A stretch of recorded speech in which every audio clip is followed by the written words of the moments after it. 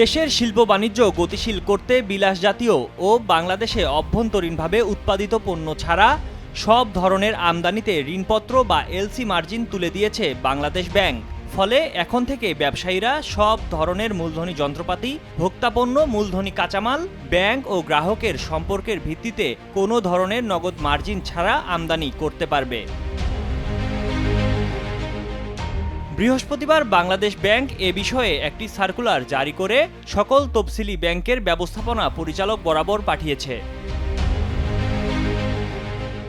কেন্দ্রীয় ব্যাংকের নতুন নির্দেশনায় বলা হয়, দেশে বৈদেশিক মুদ্রা বিনিময় হার ও লেনদেনের স্থিতিশীলতায় কাঙ্ক্ষিত হারে ক্রমোন্নতি হচ্ছে। এমন প্রেক্ষাপটে আমদানি বাণিজ্য সহজীকরণের মাধ্যমে দেশের ব্যবসা বাণিজ্য ও শিল্প খাতকে গতিশীল করে তোলা এবং অভ্যন্তরীণ বাজারে নিত্য প্রয়োজনীয় ভোগ্যপণ্যগুলোর সরবরাহ নিশ্চিত করার লক্ষ্য ঠিক করা হয়েছে। এজন্য আমদানি ঋণপত্র বা এলসি খোলার ক্ষেত্রে ব্যাংকার গ্রাহক সম্পর্কের ভিত্তিতে নগদ মার্জিনের হার নির্ধারণের জন্য নতুন নির্দেশনা প্রদান করা হয়েছে।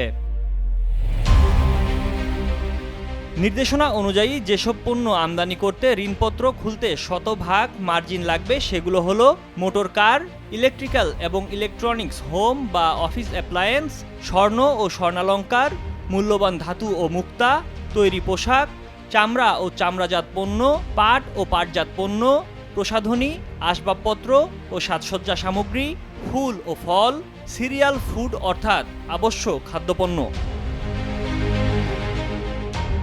এছাড়া প্রক্রিয়াজাত খাদ্য ও পানীয় যেমন টিনজাত খাদ্য, chocolate, biscuit, juice, coffee, soft drinks, alcohol জাতীয় পানীয় এবং তামাক ও তামাকজাত অথবা এর বিকল্প পণ্য আমদানির ক্ষেত্রে শতভাগ মার্জিন দিতে হবে।